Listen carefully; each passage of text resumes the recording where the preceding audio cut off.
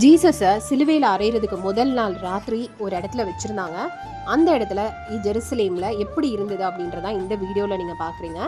So இது ஒரு basement, அதாவது பாதாள மாதிரி கீழே போயிட்டு ஒரு 3 ஃப்ளோருக்கு அப்புறம் இருக்கிற ஒரு சிறைச்சாலை. இதில் எல்லா கைதிகளையும் வைப்பாங்க, முக்கியமான கைதிகள். இந்த கல்லையே அவங்க வந்து கையை கட்டி போடுறதுக்கு செஞ்சுருக்காங்க பார்த்தீங்களா. இந்த மாதிரி கை உள்ளே வச்சு அதை இது பண்ணுவாங்க. ஆனால் ஜீசஸை அவங்க வந்து இதை விட ஒரு ஸ்பெஷல் ஒரு இடத்துல வச்சுருந்தாங்க. ஸோ அந்த இடத்துல இதை விட ரொம்ப கஷ்டமான ஒரு சூழ்நிலையில தான் ஜீசஸ் அவங்க வச்சுருந்துருக்காங்க.